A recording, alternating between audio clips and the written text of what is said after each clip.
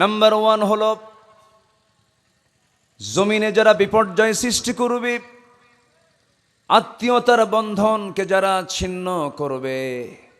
যদিও দুটা হয়ে গেল, কিন্তু এক নাম্বার ক হলো জমিনে বিপর্যয় যারা সৃষ্টি করবে, নাম্বার খ হলো আত্মীয়তার বন্ধনকে যারা ছিন্ন করবে।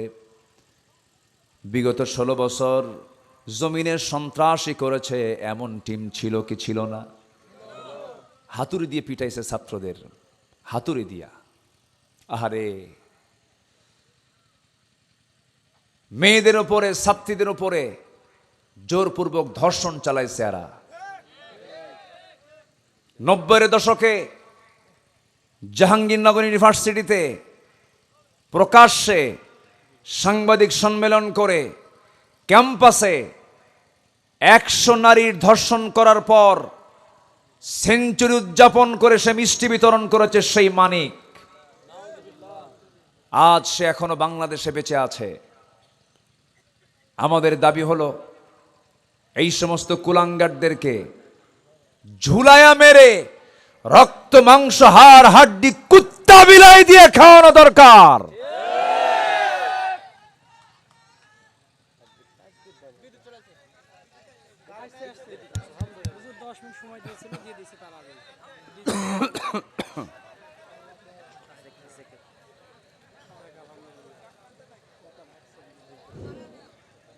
আসছে বিদ্যুৎ আসছে।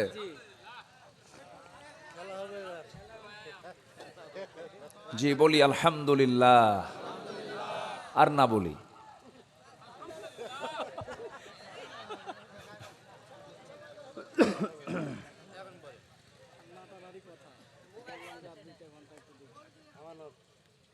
জি, এক ওয়াজ থেকে বাঁচলাম। এই যে মেশিন ওয়াজ করছে কিছুক্ষণ আগে, এদের যে কত ভুল। ধমক দিলে তো একটাও থাকার কথা না। এই মেশিন এত কাছে দেয়, মেশিন ওয়াজ করবে না আমি ওয়াজ করব? এমনি লোড নিচ্ছে না, মানে তার নিয়ে নিয়ে চলে যাবেন 1 মাইল দূরে, দূরে লোড দিবেন। ফ্যান বন্ধ করেন, ফ্যান লাগবে না, না অফ। সম্মানিত ভাইয়েরা,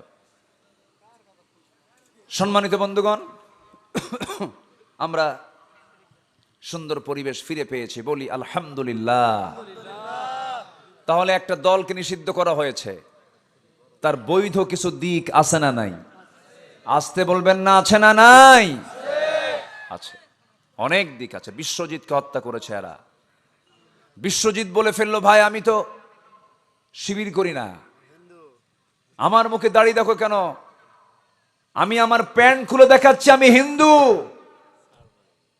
তারপরেও ছাড়ে নাই। কি কঠিন সময় পার করেছি আমরা, কি কঠিন সময়। আমার তো কোনো দোষ ছিল না। 2018 সালে আমারে ধরে নিয়ে জেলখানায় ঢুকায় দিল। জেলখানার মূল ফটক দিয়ে ভিতরে ঢুকতেছি, এক মুরব্বী আমার দেখে লম্বা একখান সালাম দিয়ে কয়, হুজুর আপনি জেলখানায়? দারুণ খুশি হয়েছি। বললাম, ঢুকলাম জেলখানায়, খুশি হলেন আপনি? এটা কোনো কথা? হুজুর দূর থেকেও আর শুনি, কাছে যে মোসাফা করবো এই চান্সও পাই না, আর সেই লোক কাছে আসছে, খুশি হব না তো বেজার হব? খুব সাদামাঠা মানুষ বেচারা, 85 বছর বয়স। কত বছর? 85। তার নামে মামলা দিয়েছে বিস্ফোরক মামলা। মানে 85 বছরের বুড়া চাচা ককটেল আর বোমা নিয়ে হামলা করছে। কন্ত 85 বছরে কি হাতের ফিটনেস থাকে? এই কল্পিত সাজানো নাটক আমরা দেখেছি এই 16 বছর। সম্মানিত ভাইয়েরা, এই দেশে বহু আলেম ওলামা ছিল, এটা লজ্জার কথা। বহু পীর দরবার ছিল, খানকা ছিল, কিছুই হয়নি। বরঞ্চ 5 আগস্টের 4-5 দিন আগে এই দেশে ইসলামী দল 51টি থাকার পরেও, 51টা ইসলামী দল, আবার ইসলামী দল ছাড়া অনিসলামী দলও ছিল। এতগুলো দলের মধ্যে দল নিষিদ্ধ হয়েছে মাত্র কয়টা? তারা নিষিদ্ধ করেছিল কয়টা বলেন তো? একটা। অঙ্ক বুঝতে হয়, যে মানুষ, হ্যাঁ অঙ্ক বুঝে নিতে হয়। মানুষ হক না চিনলেও বাতিল কিন্তু ঠিকই হক চেনে। ওরা একটা দলকে শুধু নিষিদ্ধ করেছে, নিষিদ্ধ করেনি। ওরা জানে আমার অস্তিত্বের হুমকি হতে পারে যে দল, সেই দল আমরা নিষিদ্ধ না করলে আমাদের উপায় নাই। কিন্তু ওরা জানে না এই দল তো কোনো ব্যক্তির নাই, দল হচ্ছে আল্লাহর দল। ওরা আল্লাহর দলে হানা দিয়েছিল, গজব দিয়ে শেষ করে দিয়েছেন, ঠিক কিনা? সে আল্লাহ আছেন না নাই? আসতে বলবেন না, আছেন না নাই? আচ্ছা আমার ভাইয়েরা, জমিনে যারা বিপর্যয় সৃষ্টি করবে তার ব্যাপারে মহান রব্বুল আলামিন বলেন, ফাহাল আসাইতুম ইন তাওয়াল্লাইতুম আন তুফসিদু ফিল আরদি ওয়া তুকাত্তিউ আরহামাকুম উলাইকাল্লাযীনা লা'আনাহুমুল্লাহ ফাআসাম্মাহুম ওয়া আ'মা আবসারহুম। সূরা মুহাম্মদ আয়াত নম্বর 22 এবং 23 আল্লাহ রাব্বুল আলামিন বলছেন, জমিনে যারা বিচরণ, জমিনে যারা ফাসাদ সৃষ্টি করবে, সন্ত্রাস সৃষ্টি করবে, ত্রাস সৃষ্টি করবে এবং আত্মীয়তার বন্ধনকে যারা ছিন্ন করবে, আল্লাহ বলছেন ওই সমস্ত ব্যক্তির উপরে আমি আল্লাহ তাদের উপরে লানত বর্ষণ করি, নাউযুবিল্লাহ। আমি যে আয়াত বলতেছি, রাগ করতেছেন না তো? এদেশে কিন্তু আয়াত ছাড়া বহু হুজুর আছে, আয়াত লাগে না। ফারুকি, আয়াত লাগে না। 2 ঘন্টা বক্তৃতা করে, 2 ঘন্টা মানুষ শোনে মন্ত্রমুগ্ধের মতো, বক্তাও কান্দে, শ্রোতাও কান্দে। শেষে যখন বলা হয় বুঝলেন কি, কানলাম তো ঠিকই, বুঝি নাই কিছুই। এরকম আছে না নাই বলেন তো? আছে। মেয়ে মানুষের মতো। এক ছোট্ট মেয়ে 8 বছর বয়স, হাউমাউ করে কান্দে। তো তার কান্না দেখে মা এসে বলে, মা তুমি কান্দো কেন? তাও কান্না থামে না। তো মেয়ের কান্না দেখে মাও কান্দে। তো মা মেয়ের কান্না দেখে আশপাশের যত মহিলা আসছে ওরা এসে এই দৃশ্য দেখে, এই কান্না দেখে ওরাও কান্দে। একশোট কান্না হয়ে গেল। সবাই মিলে এবার বলল, মা আমরা তো সবাই কানলাম তোমার জন্য, কিন্তু কানলাম কেন এটাই তো বুঝলাম না। এখন ছোট্ট 8 বছরের মেয়েটা বলছে, মা আমি এই জন্য কানলাম, আমার বয়স এখন 8 বছর, যখন আমার বয়স 18 হবে সেই সময় তোমরা আমাকে বিয়ে দিবা। বিয়ে হওয়ার পরে আমার গর্ভ থেকে একটা ছেলে সন্তান হবে, তার বয়স যখন 8 বছর হবে, সে 8 বছর হওয়ার পর হঠাৎ করে সে যদি পানিতে ডুবে মারা যায়, থাকবো কেমনে, এই জন্য কান্দি। কি কথা কি বুঝতেছেন?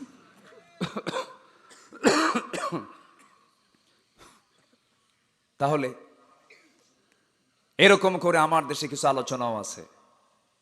গত পরশুদিন আমার সেই প্রোগ্রামে এই দেশের আলেমকুল শিরোমণি আল্লামা সৈয়দ কামাল উদ্দিন জাফরি, যিনি মসজিদ হারামাইনের সদস্য, ওয়ামি, রাবেতা সহ গোটা পৃথিবীর তিনি আন্তর্জাতিক আলেমদের তিনি অন্যতম একজন আলেম। এই ব্যক্তিকে এক বদমাইশ বলবো আমি, তাকে তার ব্যাপারে বাজে মন্তব্য করেছে। তার আবার ভক্ত, সেই নামটা নেই কেমনে, তার ভক্ত হচ্ছে আল্লামা শামীম ওসমান ওরফে তাহাজ্জুদ গুজার নারায়ণগঞ্জি। কি কথা কি বুঝতেছেন আপনারা? শামীম ওসমানের মতো মানুষ, সে আলোচকের খুব ভক্ত। হুজুর আপনার জিকিরের খুব ভক্ত আমি, আপনি যখন জিকির করেন মনে হয় ঝাঁকাঝাঁকি শুরু হয়ে গেছে। কি বুঝতেছেন কি আপনারা? দীর্ঘ 16 বছর এই পবিত্র প্ল্যাটফর্মে অনেক নাপাকি কাজ চলেছে। উড়োতারা কথা বলেছে, কোন আয়াত নাই, হাদিস নাই, রেফারেন্স নাই, মুখে যা এসেছে তাই বলেছে। এখন আমাদের লাগাম ধরার সময় এসেছে। এই প্ল্যাটফর্মে তারাই আসবে যারা কোরআনের কথা বলবে, যারা হাদিসের কথা বলবে, ঠিক কিনা? এখানে চা খাওয়ার জায়গা না। চা খাবেন, ঢেলে দেই না কি দেই, এই দেই ওই দেই, এই সমস্ত বেহুদা বাজে কথা মঞ্চে আর চলবে না। এটা আপনারা খেয়াল করবেন। তবে বাগমারায় অনেক সতর্কতা আছে। বাগমারার মানুষ অনেকটাই কিন্তু সচেতন, বলি আলহামদুলিল্লাহ। কিছু সহি চিন্তা চেতনার মানুষ এখানে আছেন। আল্লাহ তুমি বাগমারাকে কবুল করো, জোরে বলি আমিন। আরো বেশি খুশি হয়েছি বাগমারার মানুষ যে এত তাড়াতাড়ি মাহফিল শেষ করতেছে আজকে। আমি এই বাগমারা এসেছি রাত 3টায় উঠছে বক্তায়, রাত 3টা, বালানগর। আমি আসলাম 9টা বেলা, হুজুর বালিশ দিলাম, শুয়ে পড়েন। এই বাগমারায় উঠবেন কখন? আমি উঠবো কখন? হুজুর যখন ডাকি। তবে গত বছরের চাইতে এবছর এক ঘন্টা আগে দেব। উঠাইছে 3টায়, তার আগের বছর বক্তার উঠেছে 4টায়, আর এবছর আমি উঠছি 11টায়। আল্লাহ শুকরিয়া আদায় করে তো শেষ করতে পারবো না, বলি আলহামদুলিল্লাহ। প্রমোশন হচ্ছে ভালো, আগে আগে প্রোগ্রাম শেষ হয় ভালো। আগের যুগের তো সেই সিস্টেম নাই। আর আগের যুগের মানুষের ধৈর্য ছিল, মানুষ সারা রাতের মনে আসতো, থাকতো, বসতো, তাই না? বসতো। কিন্তু এখন সেই সময় সেই সিচুয়েশন মানুষের নাই। যাক, মাহফিলটা আজকে ভরপুর, বলি আলহামদুলিল্লাহ। তাহলে আল্লাহর লানত কয় শ্রেণীর উপরে? বলেন কয় শ্রেণীর উপরে? 1 নম্বরে যারা জমিনে ফাসাদ সৃষ্টি করে, যারা সন্ত্রাসী করে, যারা খুন খারাপি করে, তাদের উপর আল্লাহর রহমত না লানত? লানত। কি লানত দেখছেন না? হাজার হাজার কোটি টাকার মালিক, সম্পত্তির পাহাড় বানিয়েছে, হলমার্ক, শেয়ার বাজার, ব্যাংক লুটপাট, সবকিছু লুটপাট কইরা লাভটা হলো কি? শেষে দাড়িটাই কাটতে হলো। জানেন না আপনারা? দাড়ি কাটলো, তাও কাম হলো না। মাথার চুল কালো বানালো, পাঞ্জাবি খুইলা গেঞ্জি পরলো, পায়জামা খুলে লুঙ্গি পরলো, নৌকায় চললো বন্ধু নিয়া। বন্ধু আর চেঞ্জ করতে পারে নাই, বন্ধু ধরা খাইছে। কোস্টগার্ড ধরে ফেলছে। ধরার পরে তাকে একা নিয়ে চলে যায়। আইনমন্ত্রী বলে, আমি কি একা আসছি? আমি তো জামাতের সাথে আসছি। কিসের সাথে আসছি? আমি তো একা আসি নাই, আমার সাথে আরো আছে লোক। কে? কই যে বসে আছে? কত তরকারি বেচা বা তরকারি বেচা মনে হয়। কেনা ভালো করে দেখো, কেনা লোকটাকে চেনা জানে কেনা, ভালো করে দেখো, ওটাই দরবেশ। এখান থেকে একটা শিক্ষা আছে। সে শিক্ষা হলো, পৃথিবীতে একটা জালিম জালিমকে ছাড়ে না, কিন্তু ইমানদার ইমানদারের জন্য জীবন দিয়ে দেয়, ইমানদারকে রক্ষা করার জন্য। আল্লাহু আকবার বলেন, আরো জোরে আল্লাহু আকবার। সম্মানিত বন্ধুগণ, সম্মানিত ভাইয়েরা, তাহলে জমিনে বিপর্যয় সৃষ্টি করে কোনো লাভ? আজ তো কোনো লাভ নেই। ফেরাউন চেয়েছিল, পারে নাই। নমরুদ, আল্লাহর পয়গম্বর, আমার পিতা, আমার জাতির পিতা ইব্রাহিম আলাইহিস সালাতু ওয়াস সালামকে আগুনে নিক্ষেপ করা পর্যন্ত সিদ্ধান্ত নিয়েছিল, আগুনে নিক্ষেপও করেছিল। এত বড় ষড়যন্ত্র করার পরও নমরুদ টিকতে পারে নাই। ইব্রাহিমের বিজয় হয়েছে। ফেরাউন কত ষড়যন্ত্র করেছি, মূসা আলাইহিস সালাতু ওয়াস সালামকে দুনিয়া থেকে বিদায় করে দেওয়ার জন্য পারে নাই। এমনকি ক্ষমতাকে পাকাপোক্ত করার জন্য নিজের বউটার বিরুদ্ধে সিদ্ধান্ত নিয়ে তাকেও করাত দিয়ে চিরে 2 টুকরা করে শহীদ করে দিয়েছে। আহারে, কি ক্ষমতার লোভ, কি ক্ষমতার মোহ, কি ত্রাস সৃষ্টি করেছিল ফেরাউন। ফেরাউন যখন জানতে পারলো আমার আহাল, আমার পরিবার, আমার আসিয়া ইসলাম কবুল করেছে, বলে ফেললো, আসিয়া কি যেন শুনলাম আমি? আসিয়া বলছেন, আমার স্বামী। শুনবেন কেন? আপনি আমাকে দেখে নেন। আশহাদু আল্লা ইলাহা ইল্লাল্লাহু ওয়াহদাহু লা শারীকা লাহ। এই কথা বলার সঙ্গে সঙ্গে ফেরাউন বলছে, আসিয়া আমিও জানি আল্লাহ মহান সত্য, কোনো সন্দেহ নাই, আমি আল্লাহকে বিশ্বাস করি, কিন্তু প্রকাশ্যে বিশ্বাস করলে পরে আমার চেয়ার থাকবে না। আমিও জানি আল্লাহ আছে, মুসা ঠিক আছে। দেখেন, সবই জানে। ফেরাউন জানে না? জানে। ফেরাউন জানতো, বুঝতো, সব বুঝতো। আজকের সমাজেও যারা পৃথিবীতে যারা সন্ত্রাসী করে সবাই জানে এগুলো খারাপ কাজ, এরপরও করে কেন? এই ক্ষমতাকে পাকাপোক্ত করার জন্য। আসিয়া আলাইহিস সালাম যখন এই সিদ্ধান্তে যখন উপনীত হলেন, প্রকাশ্যে যখন ঘোষণা করে দিলেন, ফেরাউন বলছে, আসিয়া শোনো, আমি তোমাকে সম্মান তো কম দিলাম না। আমি হলাম এই রাষ্ট্রের রাষ্ট্রপ্রধান, তুমি হলে এই রাষ্ট্রের ফার্স্ট লেডি অফ ইজিপ্ট। এই ইজিপ্টের তুমি ফার্স্ট লেডি, তোমার দাম আমার পরে, এত দাম তোমাকে দিয়ে দিলাম। অথচ আমার শত্রু মুসার দিন তুমি গ্রহণ করবে, এটা হতে পারে না, ছেড়ে দাও। আসিয়া বলছেন, আমি আমার দুনিয়ার সব সম্মান ফেরত দিলাম, আমি ঈমান নামক সম্পদ গ্রহণ করে নিলাম। জোরে বলি সুবহানাল্লাহ। শেষ পর্যন্ত হলো কি, ফেরাউন বলে দিল, আসিয়া এখনো সময় আছে, তুমি কি সিদ্ধান্ত নেবে বলো। আসিয়া বলছেন, কি জানি আপনি কি বলতে চাচ্ছেন, আপনি কি বলতে চান বলুন। ফেরাউন বলছে, আসিয়া শোনো, সংসার তছনছ হয়ে যাবে, হয়ে যাক। আসিয়ার সামনে সন্তানগুলোকে ধরে আনা হলো, টকবগি গরম ডেকচির ভিতরে, তেলের ভিতরে সন্তানগুলোকে ফেলে দেওয়া হলো, ভাজা মাছের মতো দুনিয়া থেকে বিদায় করে দেওয়া হলো। এবার বলল, আসিয়া সব তো তছনছ হয়ে যাচ্ছে, এবার তোমাকে দুনিয়া থেকে বিদায় করে ফেলবো আমি। আসিয়া বলছেন, আমার স্বামী, আমার প্রতি আপনার অত্যাচার যত বাড়বে, আমার ঈমান তত পাকাপোক্ত হয়ে যাবে, কোনো সমস্যা নাই, কি করবেন আপনি করে ফেলুন। হামান বলে ফেলল, ফেরাউন বুকের শত্রু, বড় শত্রু, তাকে দুনিয়া থেকে বিদায় করে দেওয়া হোক। শেষ পর্যন্ত হলো কি, আসিয়া আলাইহিস সালাম কি দুনিয়া থেকে বিদায়ের সিদ্ধান্ত চূড়ান্ত হলো, জল্লাদ রেডি করা হলো, করাত নিয়ে সামনে দাঁড়ায় আছে। করাত যখন কপালে ঠেকায় দেওয়া হলো, আসিয়ার চোখ বেয়ে বেয়ে টপ টপ করে পানি পড়ছে। আর আরশের মালিক আল্লাহকে ডাক দিয়ে বলছে, আরশের মালিক, আমি তো আমার নাকের মধ্যে জান্নাতের ঘ্রাণ পেতেছি। জোরে বলেন সুবহানাল্লাহ।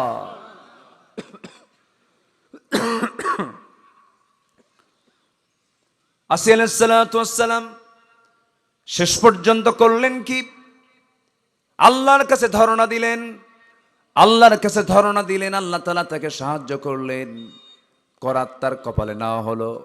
যখন করাত দিয়ে যখন তার গোটা দেহ দ্বিখণ্ড যখন শুরু হয়ে গেল, রক্ত গড়ে গড়ে পড়ে। আসিয়া আলাইহিস সালাম সেই সময় একটা দোয়া করেছিলেন, সেই দোয়াটা 4000 বছর আগের। কত হাজার বছর আগে? 4000 বছর আগে। সেই 4000 বছর আগের দোয়া 1500 বছর আগে কোরআন নাজিল হয়েছে। আল্লাহ তাআলা আসিয়ার দোয়াকে এত সুন্দর করে কবুল করে নিয়েছেন। আসিয়ার দোয়া আল্লাহ রাব্বুল আলামিন কোরআনের মতো কিতাবে হুবহু তা তুলে দিয়েছেন। যেরকম সুবহানাল্লাহ। কি দোয়া করেছিলেন? সূরা তাহরিম, রব্বি বিনিলি ইনদাকা বাইতান ফিল জান্নাহ ওয়ানাজ্জিনি মিন ফিরআউনা ওয়া আমালিহি। আয় আল্লাহ তাআলা, তুমি আমার জন্য বানায় দিবা মাত্র একটা ঘর জান্নাতের মধ্যে। কয়টা ঘর বলেন? জান্নাতে কি একটা ঘর থাকবে নাকি?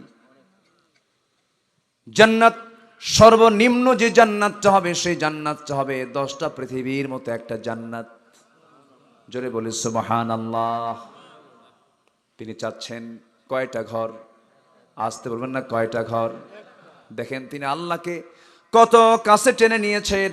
আল্লাহকে ডাক দিয়ে বলছেন, আল্লাহ তুমি আমাকে একটা ঘর বানায় দিবে, একটা ঘর আমি তোমার কাছে চাই, কিন্তু সেই ঘরটা হওয়া চাই তোমার ঘরের দেওয়ালের সাথে। তোমার ঘরের সাথে যেন আমার ঘরটা হয়।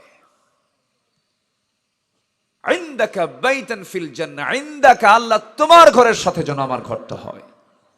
আমি তোমার প্রতিবেশী হতে চাই, আমাকে ফেরাউন থেকে বাঁচাও। আল্লাহকে তিনি কত কাছে টেনে নিয়েছেন। আল্লাহ আমার কি দূরের না কাছের? আসতে বলবেন না।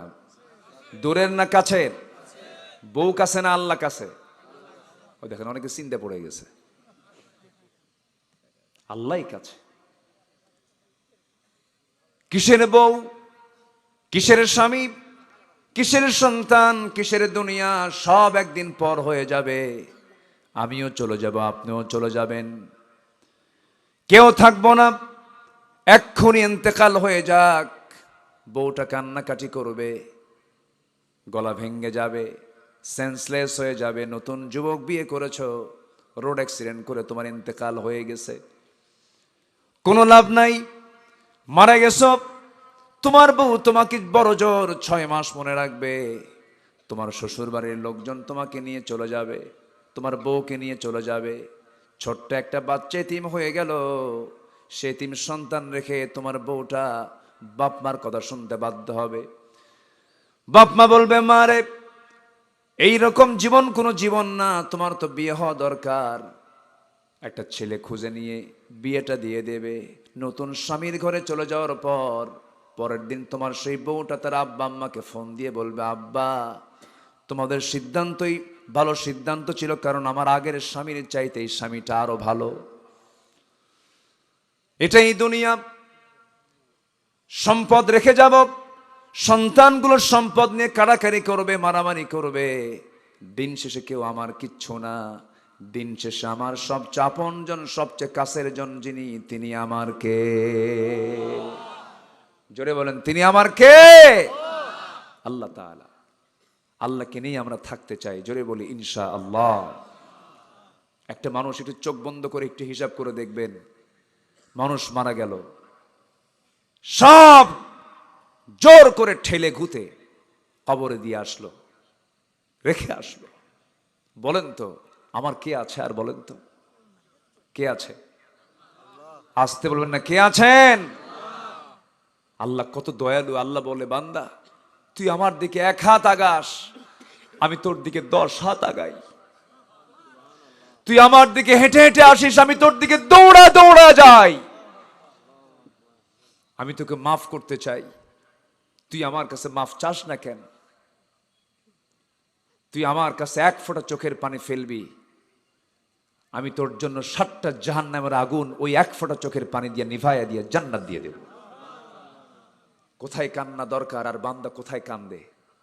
কিছু যুবকরা আছে, গার্লস স্কুলের সামনে যাই ইতিমের মতো বসে থাকে, আছে না নাই? বালিশ ভিজায়া কান্দে। মেয়েটা যখন স্কুলের গেট দিয়ে বের হলো, ছেলেও তার পিছু লাগলো। মেয়েও হাঁটে, ছেলেও হাঁটে। পিছন থেকে যখন কোনো কথা কয় না, তখন পিছন থেকে বলে, একটাবার ফিরে তাকাও না, আজকে 3টা রাত ঘুম নাই, কোনো খাওয়া নাই, একবার শুধু বলো ভালোবাসি। মানুষের যখন অভাব আসে, কোনো পরিবারে ভালোবাসা জানালা দিয়ে পালায়। যুবক, ওই সমস্ত নোংরামি বাদ দিতে হবে। বিবাহ পূর্ব কোনো প্রেম হয় না, প্রেম হয় বিয়ার আগে না বিয়ার পরে? আসতে বলে, বিয়ার আগে না বিয়ার পরে? বিয়ার পরে। বিয়ার আগে যারা প্রেম করবা, বিয়ার আগে যারা নোংরামি করবা, সব প্রেম বিয়ার আগেই শেষ হবে, বিয়ার পরে হবে কিলাকিলি। কি হবে? কিলাকিলি। আমার ঘর আমার দোজক। এই তো হচ্ছে অবস্থা। আমি কি আলোচনা চালাবো? কারো কোনো সমস্যা নাই তো? বলি আলহামদুলিল্লাহ। জোরে বলি আলহামদুলিল্লাহ। সম্মানিত ভাইয়েরা, সম্মানিত বন্ধুগণ, তাহলে আমি আল্লাহকে যদি ভালোবাসি, আমি কি নামাজি থাকা উচিত না বেনামাজি থাকা উচিত?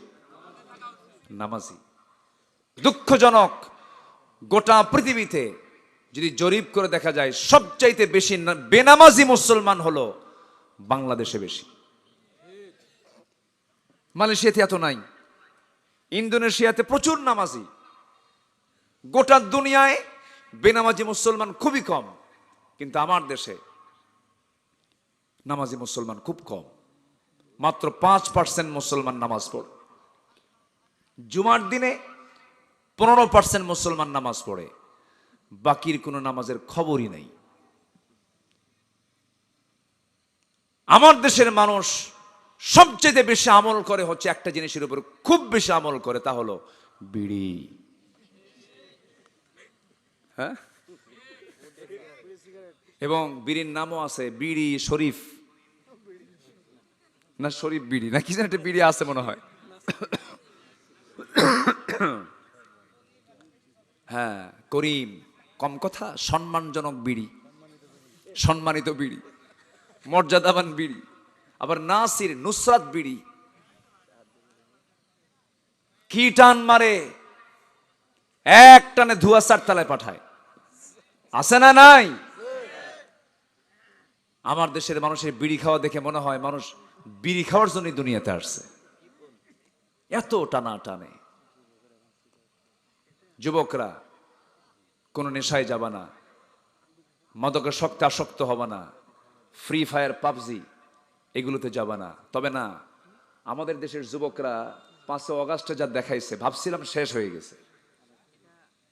এই যে ডিভাইস, ভাবছিলাম মনে হয় শেষই হয়ে গেছে, কিন্তু ওরা জাতে মাতাল তালে, ঠিক ঠিক কিনা বলেন? জাতে মাতাল তালে ঠিক, একদম জায়গা মতো গেছে। যাইয়া দখল কইরা কয় দুপুরের নাস্তা, দুপুরের খাবার আজকে আমরা খাবো, তুমি যাও দিল্লিতে গিয়ে খাও, ঠিক কিনা? সেই যুবকদেরকে জানান দিতে চাই, যুবকরা তুমি নিজে ভালো হয়ে যাও, তোমরা গ্রামকে ভালো করো, গ্রামকে ধরো। গ্রামের কোন কোন মহিলা বেগানা যারা বোরকা পরে না তাদেরকে বলো গ্রামের কোন নোংরা পরিবেশ আমরা দেখতে চাই না। যে মাতব্বর গুলো নামাজ পড়ে না তাদেরকে ধরো, বলো মাতব্বর চাচা সম্মান দিয়েছে, সম্মান দিয়ে যাব, নামাজ পড়েন, মাতব্বরি রাখেন, নামাজ পড়বেন না মাতব্বরি ছুটাইয়া দেব। আস্তে কয়, জোরে কও। মাতব্বররা খুব অসন্তুষ্ট, হুজুর আপনি এগুলো কি শুরু করলেন? চাচা হয়, আপনি নামাজ পড়বেন না, আপনি কিসের নেতৃত্ব দিবেন? অসৎ নেতৃত্ব ইসলামে আছে নাকি? ইসলামে আছে? নাই। মাতব্বরি চলবে তার, নামাজ আছে যার। গ্রামে লিস্ট করো যুবকরা, আমার গ্রামে কোন কোন মহিলার পোশাক আপত্তিকর, তাদের পরিবারে ওয়ার্নিং দিয়ে দাও। আমরা যুবক, আমাদের চোখের হেফাজত করতে হবে। আপনার মেয়ের পোশাক ঠিক করে বাইরে বের করতে বলেন, কি ঠিক কিনা? আমরা পরিবেশ পেয়েছি। গ্রামে তালিকা করো, তোমার গ্রামকে তুমি সাজাও, তোমার গ্রাম একটা দেশ, তোমার গ্রাম তুমি ঠিক করো। তোমার গ্রামে কে কে নামাজ পড়ে না তাদের তালিকা করো, দাওয়াতি কাজ করো, নামাজের জন্য মসজিদে নিয়ে আসো। ফজরের মুসল্লি, আমার দেশে এখন ফজরের মুসল্লি 4 জন বুড়া। 4 জন কি? বুড়া। 4 জন বুড়ার খবর নিলে যখন বলে চাচা আপনারা মসজিদে আসছেন কেন, কে বাবা বুড়ি মরে গেছে, বুড়ি মরে গেছে, এখন কি করবো, থেকে তো লাভ নাই। যাদের বউ আছে তারা কেউ আসে না, আমার সঙ্গী নাই, আমি কি করবো, আমি এখন মসজিদে এসে বসে থাকি। আমরা অকেজো মসজিদ দেখতে চাই না, আমরা আবাদওয়ালা মসজিদ দেখতে চাই। 5 ওয়াক্ত নামাজ কারা কারা পড়বেন আজকে থেকে, ছাড়বেন না, দুহাত উঁচু করে দেখান দেখি।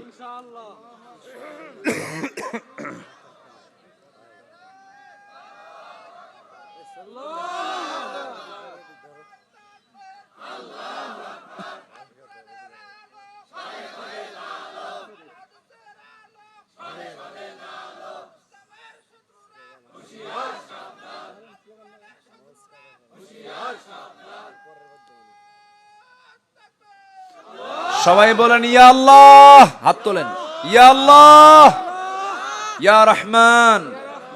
আমাদেরকে 5 ওয়াক্ত সালাত আদায় করার তৌফিক তুমি আল্লাহ দিয়া দাও। জোরে বলি আমিন। হাত নামান। কোন নামাজ?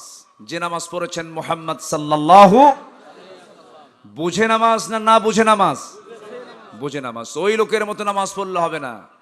এক লোকের বাড়ি হলো মসজিদের সাথে, হিন্দু, প্রত্যেক দিন মসজিদের সামনে দিয়ে যায় আর একটা আওয়াজ শুনে সামি আল্লাহু লিমান হামিদা। হিন্দুর চিন্তা হলো মনে হয় ইমাম সাহেবের কোনো মেয়ের নাম আছে হামিদা, এত ঘন ঘন এক মহিলার নামে দোয়া পড়ে কেন? সন্দেহ একদিন হামিদা হামিদা করে, তার এক প্রতিবেশী মুসলমান তাকে ডাক দিয়ে বলল, ভাই তোমার ইমামের হলো কি? তুমিও তো নামাজ পড়ো, তুমিও তো মুসলমান, এত হামিদা হামিদা করে, রহিমা করিমা নাই? কে ভাই ভালোই তো একটা চিন্তা করছো তুমি, কিন্তু আমি 25 বছর যাবৎ বা জামাতের সাথে আমি 5 ওয়াক্ত নামাজ পড়ি, কিন্তু হামিদা মেয়েটা কার মেয়ে আমি জানি না। তাহলে এখন বলেন তো, ওই হিন্দুর চিন্তা আর এই মুসল্লির চিন্তার মধ্যে কোনো তফাৎ আছে?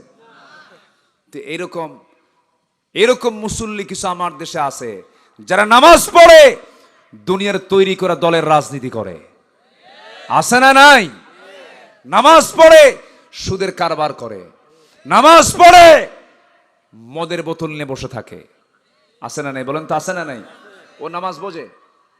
ও কি নামাজ বোঝে? যে নামাজ বুঝবে সে কখনো এই সমস্ত কাজের সাথে সম্পৃক্ত হবে না। দল করতে হবে কার? আসতে বলবে না, দল করতে হবে কার? আল্লাহর দল। দুনিয়ার কোন দল করা যাবে না। দুনিয়ার দল মানে সন্ত্রাসী, দুনিয়ার দল মানে হলো চাঁদাবাজি, দুনিয়ার দল মানে হলো বিপর্যয় সৃষ্টি করা, লানত পড়ে যাবে।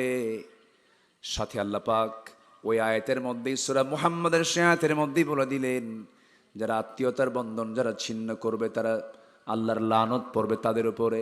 আসেন দোয়া করে দেই, দোয়া করে দেই। তো লোকগুলো ওঠে কেন যে 2-1 জন করে ওঠে?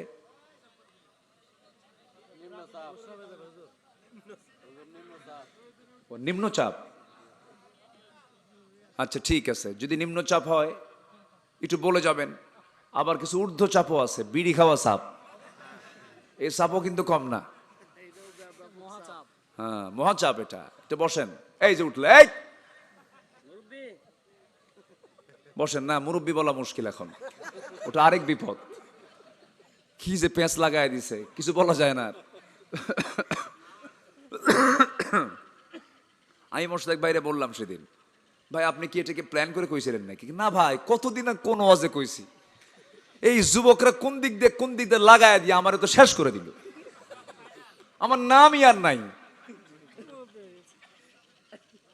বসেন, অথচ আমার বয়সী বয়স তার, আমরা একই সময়ের প্রায় কাছাকাছি সময়। আচ্ছা বসুন, একটু বসেন একটু। আমি 10টা পয়েন্ট শেষ করলে আমি দোয়া শেষ করে একদম দোয়া করে দেবো। আমি চলতেছে কয় নাম্বার? না, 1-এর ক খ, 2-এ যায়নি এখনো, আরো আছে কয়টা বলেন? বলেন কয়টা? নুরু, ওয়াজ কি শেষ না শুরু? এত নিম্ন চাপ কেন? বসেন। ক্যামেরা, এদের উপরে যে এত রাগ শ্রোতার, বুঝলেন? কই ভাঙ, দেখতে দেয় না, কি মুশকিল। এরা থাকে টেনশন, আল্লাহ আমার জানও যাবে মালও যাবে। কিন্তু এরা কি কম কষ্ট করে? কত কষ্ট করে আসছে এরা, রেকর্ড গুলো কইরা আগামীকালকে সব আপলোড দিয়ে দেবে, গোটা পৃথিবীতে কোটি কোটি মানুষ এগুলো দেখবে। সবই তো ঠিক, আবার ধমক মারেন কেন? বোঝে না, এই জন্য বলে আল্লাহ তুমি তাদের সকল কাজের বারাকা তুমি আল্লাহ দিয়ে দাও। জোরে বলি আমিন।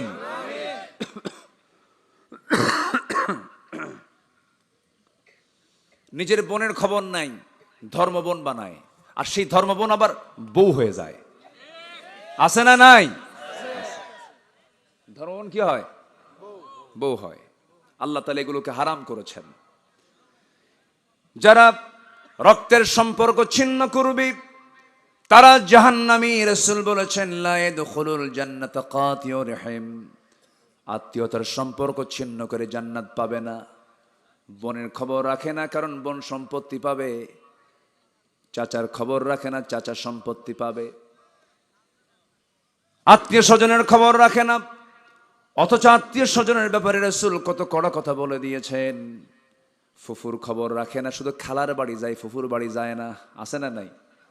কি খালার বাড়িতে যায়, খালার একটা সম্মান মর্যাদা সবাই দেয়, কিন্তু ফুফু নামক এত বড় একটা বরকতের জায়গায় কেউ খবর নেয় না। উচিত নয় এগুলো। কারো যদি মা চলে যায়, তার জন্য মা হয়ে যায় ফুফু, তার জন্য মা হয়ে যায় খালা। তাদের খোঁজ খবর রাখা উচিত, অন্তত ফোনের যুগে ফোন করেও খবর নেওয়া উচিত। খালাম্মা আপনি কেমন আছেন? পরশুদিন রাত্রেবেলা সন্ধ্যার সময় আমার ছোট খালাম্মা আমাকে ফোন দিয়ে বলে, আমরা কি মরে গেছি নাকি? আমারে ফোন দিছে, কোনো খোঁজ খবর নাই। বললাম, খালাম্মা আমি মাফ চাই, ফোন দেওয়ার সুযোগ পাই না। তো আমার মা তো বেঁচে আছে, মা মরে গেলে হয়তো বা আপনাদের বেশি গুরুত্ব বোঝা যাবে, একটু মজা করে বললাম। কিন্তু মা, খালা, চাচা, বাবা এত দামি সম্পদ, এই সমস্ত আত্মীয়তার সম্পর্ক কখনো ছিন্ন করা যাবে না। আমার নবীর আপন চাচা, আমার নবীর আপন চাচা, আমার নবীজির অত্যন্ত আদরের চাচা, যদিও কাফের ছিলেন কিন্তু পিতৃব্য ছিলেন আবু তালেব। সবাই তো তার নাম জানেন তো নাকি?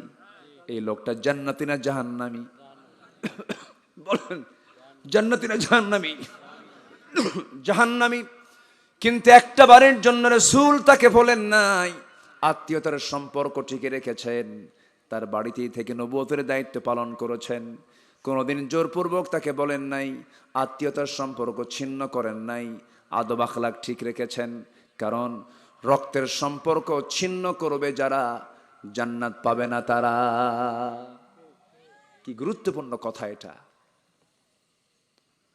মার সঙ্গে কথা বলে না এক যুগ, এমন সন্তানও আছে, আছে। বাবার সঙ্গে কথা বলে না, রাগ কইরা যা, তোর সঙ্গে কথাই কব না। এক যুগ চলে যায়, বাবার সঙ্গে কথা বলে না। এই নাটোরে, বার্ষিক নাটোর, হ্যাঁ নাটোরে এক মাহফিলে গত বছর 72 বছর বয়সে এক বৃদ্ধা নারী তার কাপা কাপা হাতে একটা চিঠি লিখে বললেন, হুজুর আমার জন্য দোয়া করবেন, আমার 3টা ছেলে, 3টা ছেলের ঘর আমার আশেপাশে, 3টা ছেলে বিয়ে করেছে, 3টা ঘরেই রান্না বান্না হয়, ওরা পৃথক খায়, সে রান্নার গন্ধ আমার নাকে এসে ধাক্কা মারে। আমি আমার বুড়া বয়সে এখনো একা একা রান্না করি, একটু দোয়া করবেন যেন আমার সন্তানদের দিলটা গলে। আমার হাতে ব্যথা, আমার পায়ে ব্যথা, রান্না করতে পারি না হুজুর, আমার সন্তানদের যেন দিলটা গলে। যে মা ওই 3 সন্তানকে এক হাঁড়িতে একা খাওয়ালেন, আর 3 সন্তান মিলে এক মাকে একা খাওয়াতে পারে না, কত বড় কষ্টের কথা।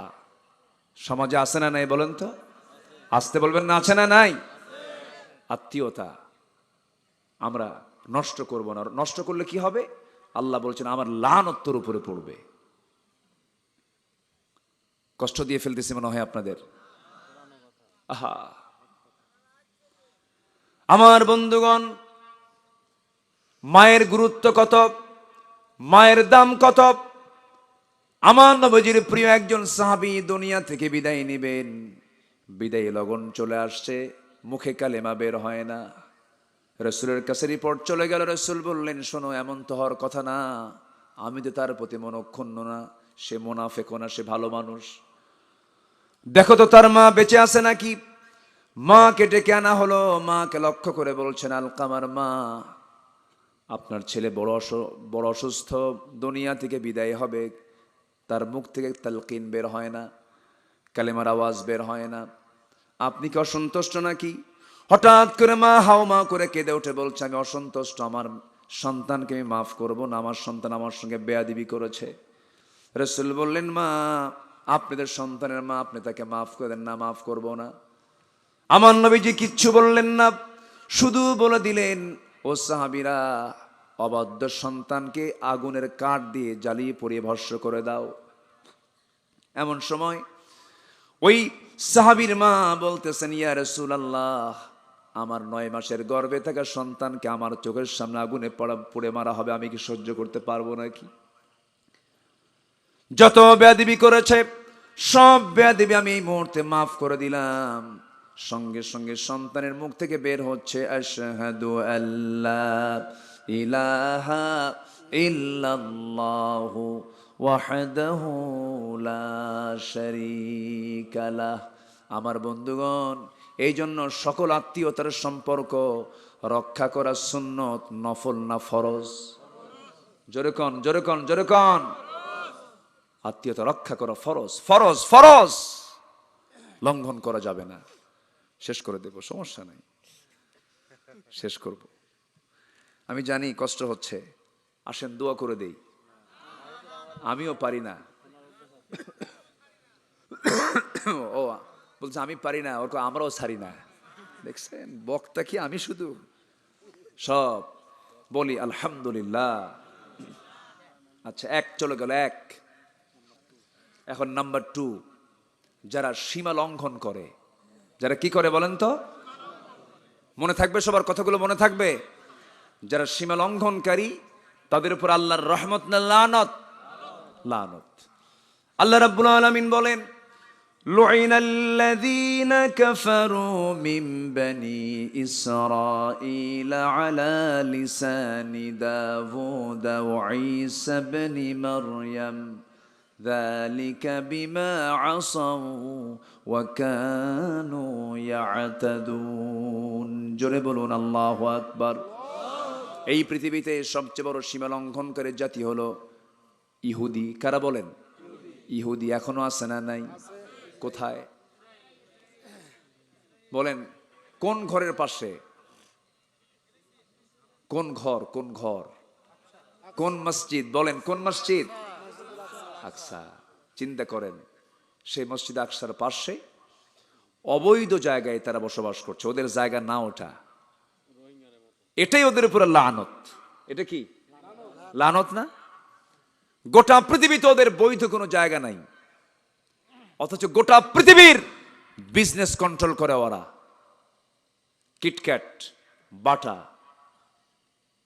কোকাকোলা, পেপসি, এই বড় বড় ব্র্যান্ড কোম্পানি সব ওদের। গোটা পৃথিবীর অর্থনীতি নিয়ন্ত্রণ করছে ওরা। হোল কেমিক্যাল ওরা নিয়ন্ত্রণ করে। এমনকি আকাশপথের যে ট্রাফিক কন্ট্রোল ওগুলো করে। বড় বড় অ্যাপস, সমস্ত অ্যাপস গুলো ওদের নিয়ন্ত্রণে। এত কিছু থাকার পরও নিজের বাড়ি নাই। নিজের কি নাই? ওটা কি বৈধ না অবৈধ?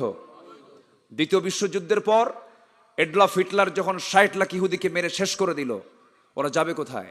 সবগুলোকে জড়ো করে এনে বলল, এই জায়গায় এদেরকে একটু থাকার ব্যবস্থা করে দাও। থাকলো ভাড়াটিয়া হয়ে, ভাড়াটিয়া হয়ে গেছে এখন বাড়ির মালিক। এটাই চলছে এখন। গোটা মধ্যপ্রাচ্যের বিস্ফোড়া করে বানিয়ে রেখেছে এই ইহুদি জাতকে। এরাও নিশ্চিহ্ন হয়ে যাবে সময়ের ব্যবধানে। জোরে বলি ইনশাআল্লাহ, জোরে বলি ইনশাআল্লাহ। ফিলিস্তিনিদের রক্ত বৃথা যাবে না, বাচ্চাগুলোর ফরিয়াদ কখনো মিস হবে না। টুডে অ্যান্ড টুমরো বাইতুল মুকাদ্দাস আমাদের হাতে চলে আসবে। জোরে বলি ইনশাআল্লাহ, আরো জোরে বলি ইনশাআল্লাহ। এই ইহুদি জাতির উপরে আল্লাহর রহমত না লানত? কেন?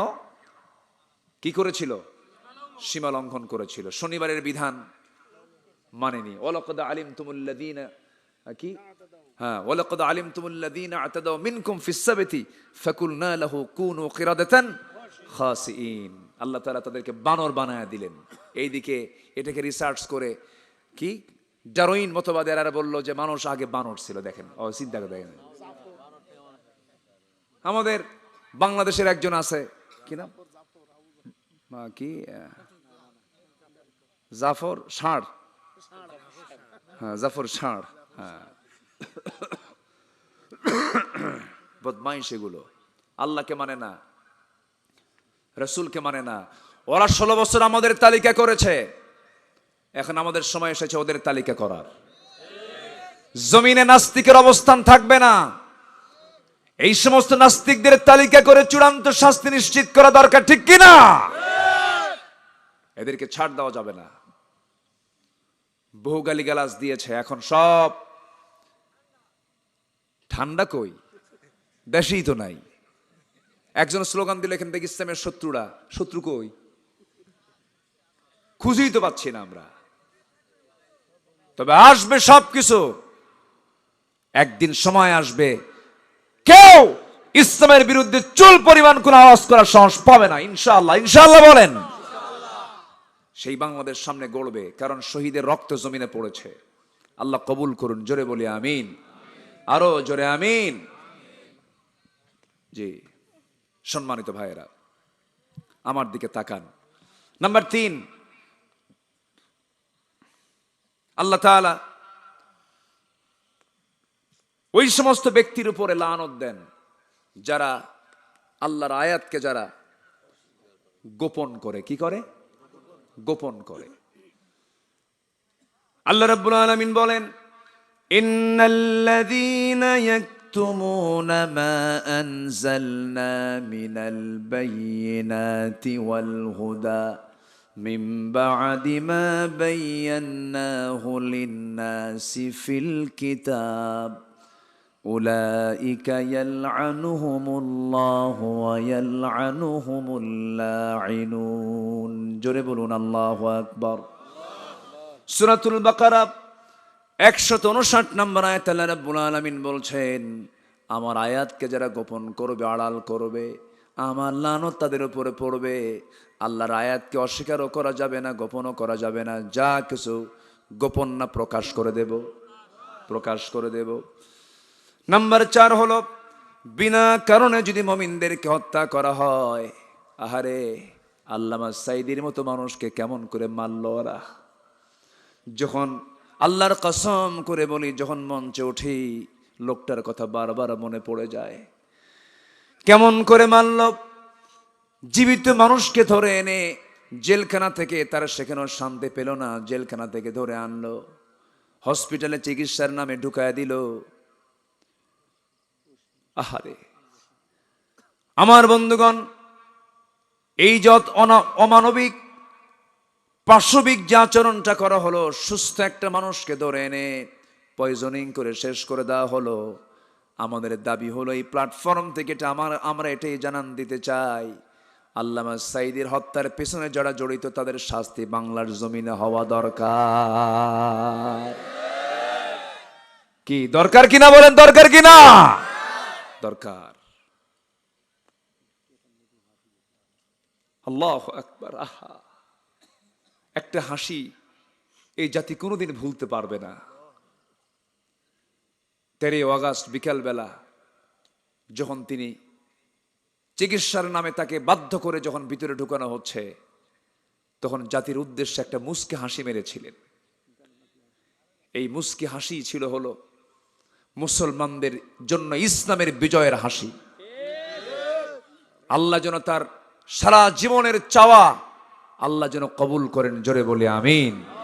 তিনি চেয়েছিলেন, আল্লাহ এই জমিনকে তুমি আল্লাহ কোরআনের রাজ হিসেবে কবুল করে নাও। আল্লাহ যেন তার এই মাকসাদ আল্লাহ যেন কবুল করেন, জোরে বলি আমিন। যারা হত্যা করবে তাদের উপরে লানত। লানত পড়ে নাই? লানত পড়ে নাই? বিচারপতি মানিক কই? ও তো দিছিল।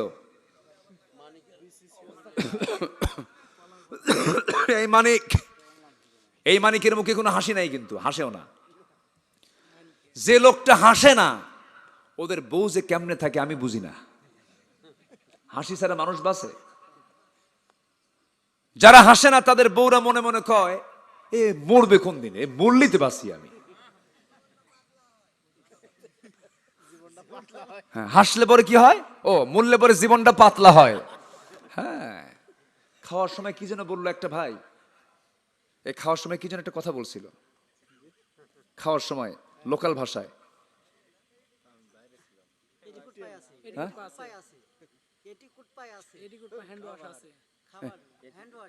হ্যাঁ, এটি কি কইছেন আপনি? এদিকে আসেন।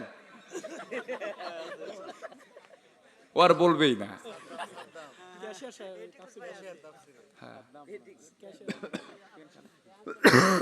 সাদ্দাম কি যেন বললো সেই সময়?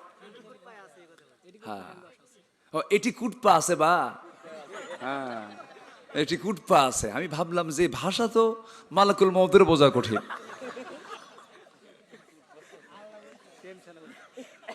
জি, মানে হ্যান্ড ওয়াশ, সাবান পাওয়া যাচ্ছিল না, তখন বলছে এটি কুটপা আছে বা। ভাষা কত সুন্দর, বলি আলহামদুলিল্লাহ। ভাষার এই সৌন্দর্য কে দিয়েছেন বলেন তো? ভাষা যদি না থাকতো তাহলে তো আমরা বেকায়দে পড়ে যেতাম।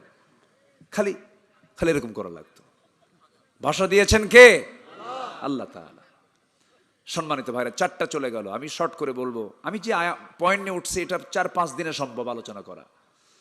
নাম্বার 5 হলো মুনাফিকি যারা করবে, কুফরি যারা করবে, তাদের উপরে লানত পড়বে। ওয়াদাল্লাহুল মুনাফিকিনা ওয়াল মুনাফিকাতি ওয়াল কুফফারা নার জাহান্নাম খালিদিনা ফিহা হিয়া হাসবুহুম ওয়া লা'নাহুমুল্লাহু ওয়া লাহুম আযাবুম মুকিম। জোরে বলুন আল্লাহু আকবার।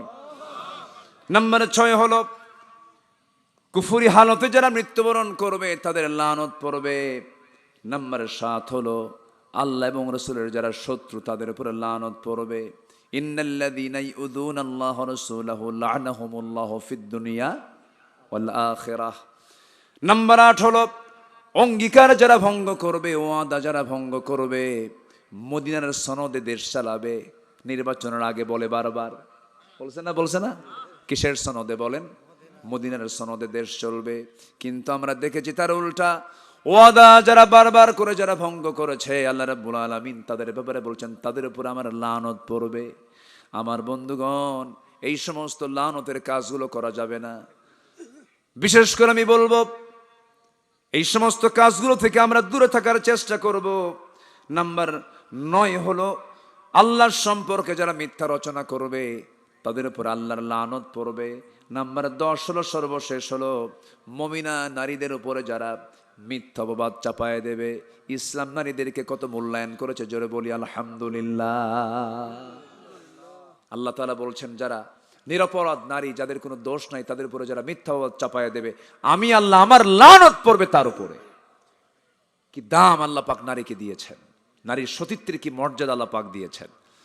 আল্লাহ রাব্বুল আলামিন বলেন ইন্নাল্লাযীনা ইয়ারমুনাল মুহসানাতিল গাফিলাতিল মুমিনাত লুইনু ফিদ দুনিয়া ওয়াল আখিরাতি ওয়া লাহুম আযাবুন আযীম। জোরে বলুন আল্লাহু আকবার।